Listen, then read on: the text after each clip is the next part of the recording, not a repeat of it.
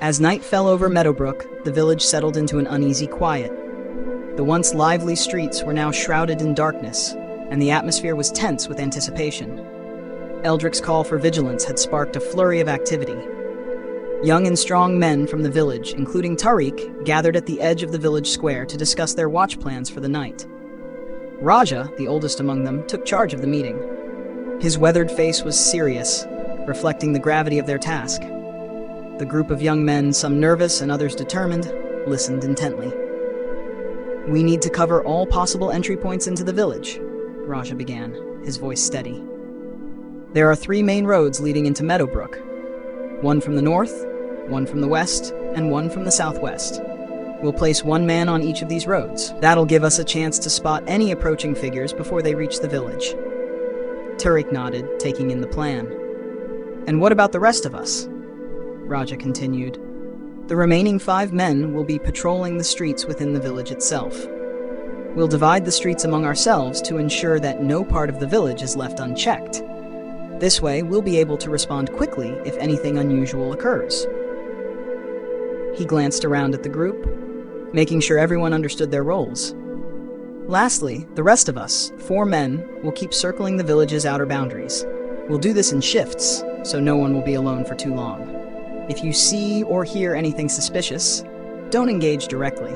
Instead, call for help immediately."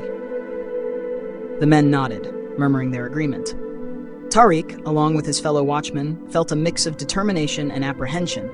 They knew the stakes were high, and their vigilance was crucial. As the sun dipped below the horizon, the village was bathed in an eerie twilight. The men positioned themselves according to Raja's plan. Tariq took his place on the road from the southwest, his eyes scanning the darkness for any sign of movement. The other 2 men on the roads, Jorik and Mace, stationed themselves at the north and west roads respectively. They exchanged brief nods, acknowledging their shared responsibility. Meanwhile, the 5 men patrolling the streets, Lauren, Derek, Quinn, Hal, and Eric, spread out into the village. Their lanterns flickered, casting long shadows that danced across the cobblestone paths. They moved with purpose, their eyes alert to every sound and shift in the darkness. At the village's boundary, the 4 men, Raja, Tariq's friend Aaron, and 2 other volunteers, began their circuit. They kept to the outskirts, carefully monitoring the edge of the village where the trees and underbrush seemed to merge into shadow. Raja made sure to keep the communication lines open. Every half hour, each group checked in with the others via a series of signals, shouts, whistles, or lantern flashes, to ensure everything was proceeding as planned. The hours ticked by slowly, the night air filled with the occasional rustle of leaves and the distant hoot of an owl. Tariq and his fellow road watchers stayed vigilant, their breaths visible in the chilly night air. The tension was palpable, every creak or gust of wind making them jump. Back in the village, the patrolling group checked every alley and corner, their footsteps echoing in the silent streets. They were wary, knowing that any sign of disturbance could be significant.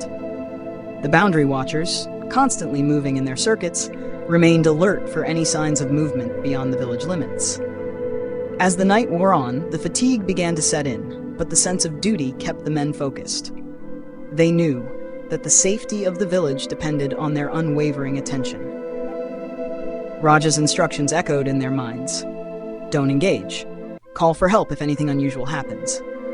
Just before midnight, as Tariq was adjusting his position on the southwest road, he thought he saw a flicker of movement in the distance. His heart raced, but he remembered Raja's advice. He held back, his hand poised to signal the others if needed. The night continued, each hour stretching into what felt like an eternity. The men on watch remained steadfast, hoping their vigilance would ensure the safety of Meadowbrook and its people. The night deepened, and Meadowbrook lay cloaked in uneasy silence. Tariq, stationed on the southwest road, had been scanning the forested edge of the village when a subtle flicker of movement caught his eye. The darkness was punctuated by the faint rustle of leaves, and a shiver of anticipation ran through him. Tariq raised his hand to his lips and let out a low, sharp whistle. The sound pierced the night, cutting through the silence. 2 of the watchmen, Jorik and Mace, who had been patrolling the nearby road, immediately perked up at the signal and hurried toward Tariq.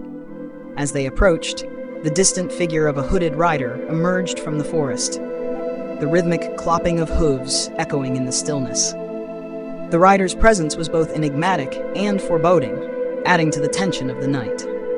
Tariq's hand instinctively went to the knife he had been given by Hassan. The other men drew their makeshift weapons, sticks, iron bars, and anything they could find. Raja, the oldest and most experienced of the group, joined them, his face set with a steely resolve. He drew his sword, its blade gleaming under the dim light of the lanterns. The rider approached slowly, his horse snorting and stamping with each step. As the figure drew closer, Raja's voice cut through the tension. "Halt! Who goes there? State your purpose." The rider pulled the reins of his horse and brought it to a halt. His face was hidden beneath a dark, tattered hood, casting an eerie shadow. In a calm and measured tone, the rider replied, "I'm a traveler seeking refuge for the night." The rider dismounted, revealing a short double-barrel shotgun slung across his back and a sword at his side. His gear, while modest, was a clear sign of preparedness. Raja's grip tightened on his sword, his eyes narrowing with suspicion. He took a step forward, his voice ringing with authority. "You have weapons and come from the forest at such an hour. What are you truly here for?" The rider's face remained concealed as he continued to approach. Raja, feeling a surge of fear mingled with determination, barked an order. "Stop right there. I'll not have any trouble from you." The rider halted, his posture relaxed but his eyes sharp. With a deliberate motion, he lowered his hood. The face revealed was rugged and battle-worn, with features marked by countless skirmishes. His eyes were fierce, and his demeanor spoke of someone who had seen much of the world's harsh realities. Raja's gaze was met by the rider's cool, assessing eyes. "Nice blade you've got there," the rider remarked with a smirk. "But might I suggest you work on your stance if you plan to use it?" Tariq, observing the interaction with a mix of apprehension and intrigue, felt a shiver run down his spine. The rider's confidence was palpable, and there was an unsettling calm in his manner. Just then, a booming voice echoed from behind them. "What's all this about?" Osama, the innkeeper, emerged from the darkness. His imposing figure and commanding presence seemed to add gravity to the situation. "Are you here to cause trouble?" The rider turned toward Osama, his smile widening into a grin that spoke of both mischief and menace. "Ah, trouble. I make trouble go away." The confidence in his voice was almost tangible, and the sharpness of his tone left no room for ambiguity. Osama's eyes narrowed, and for a moment there was a tense silence. The rider's presence was magnetic, and his promise of solving problems was as intriguing as it was unsettling. Raja's grip on his sword loosened slightly as he exchanged a look with Tariq and the others. The night had taken an unexpected turn, and the mysterious rider's arrival had added a new layer of uncertainty to the already tense atmosphere. As the rider's words hung in the air, the moon cast long shadows across the road. The night was far from over, and the village's fate seemed to hang in the balance.